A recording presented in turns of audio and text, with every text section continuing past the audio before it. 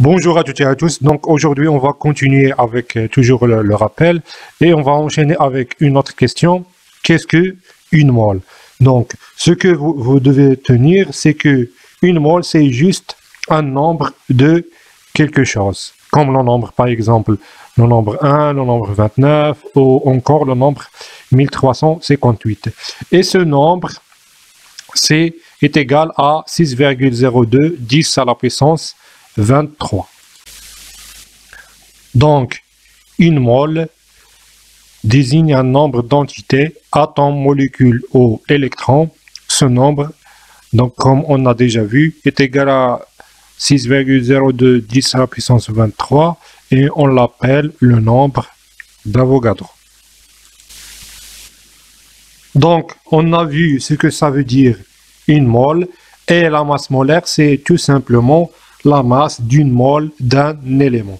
Donc, si je prends l'exemple du carbone 12, la masse d'un seul atome du carbone 12 est égale à 1,99 10 à la puissance moins 26 kg.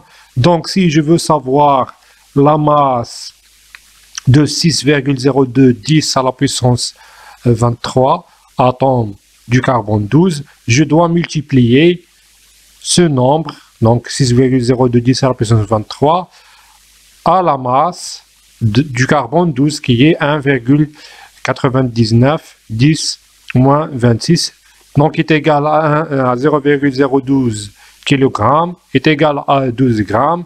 Donc la masse molaire du carbone 12 est égale à 12 grammes par mole. Pourquoi 12 grammes par mole? Ça veut dire que une mole du carbone 12 de cet atome pèse 12 grammes. Donc, je passe à la définition d'une solution. Donc, une solution est un mélange de deux matières au plus. Elle est constituée de solvants, donc c'est la matière qui existe en grande quantité comme l'eau, et le soluté qui est la matière qui existe en faible quantité comme le sucre ou un sel par exemple. Donc, la concentration massique, c'est la masse de soluté par 1 litre de solution. Donc, la concentration massique est égale à la masse sur le volume et elle est en grammes par litre. Donc, la concentration molaire, c'est le nombre de moles de soluté, ici c'est la masse, ici c'est le nombre de moles de soluté, toujours par 1 litre de solution. Donc, la concentration molaire, c'est le nombre de moles par volume et elle est notée mol par litre au grand M. Donc, on va essayer de résoudre cet exercice. Donc, l'adénosine triphosphate, qui est cette molécule, est habituellement commercialisée sous la forme d'un sel de sodium. Sa masse molaire est égale à 551 grammes par mol. Donc, on pèse 20 mg de ce produit qu'on en dissout dans 10 ml d'eau. Donc, il nous demande de calculer la concentration massique et la concentration molaire de cette solution. Donc, essayez de résoudre cet exercice avant de voir la correction. Donc, pour résoudre cet exercice, je préfère que vous n'utilisez pas les relations, mais plutôt la règle de 3. Donc, comme ça, vous allez comprendre de quoi s'agit-il. Donc, ici, j'ai 20 mg d'adénosine triphosphate qui est dissous dans 10 ml d'eau et il me demande de calculer la concentration massique. Et je sais par définition que la concentration massique, c'est la masse de soluté qui est ici l'adénosine triphosphate par 1 litre de solution. Donc, je vais utiliser la règle de 3. Donc, j'ai 20 mg d'adénosine triphosphate qui est dissous dans 10 ml d'eau. Et puisque par définition, c'est la masse par 1 litre, donc je vais voir dans 1 litre de solution combien j'aurai d'adénosine triphosphate. Donc, pour 1 litre qui est 1000 ml, combien j'aurai d'adénosine triphosphate. Donc, j'applique la règle de 3. X est égal à 1000 fois 20 sur 10 est égal à 2000 mg par litre. Et si je transforme les milligrammes en grammes, donc j'aurai 2 grammes par litre. Donc ça, c'est pour la concentration massique.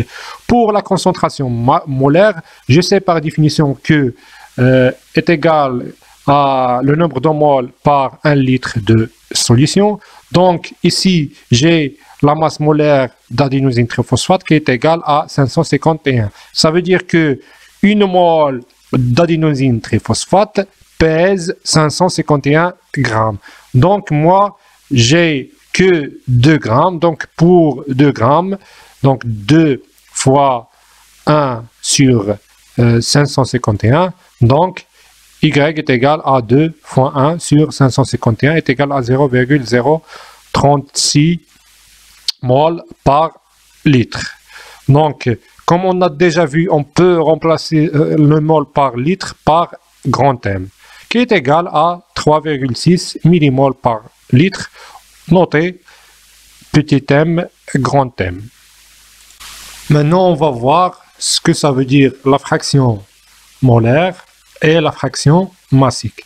Donc, pour la fraction molaire, notez Fi d'un constituant I s'exprime par le rapport de nombre de moles moléculaires Ni de ce constituant au nombre de moles moléculaires total. Donc, Fi est égal à Ni sur N total. Pour la fraction massique, donc soit Mi la masse de tout constituant I de la solution, la fraction massique de ce constituant Mi est donnée par le rapport de sa masse à la masse totale de la solution.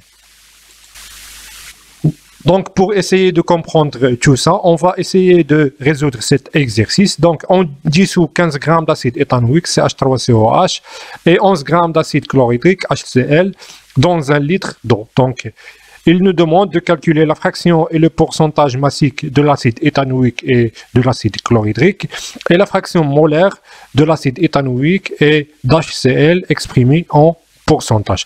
Donc, essayez de résoudre cet exercice avant de voir la correction.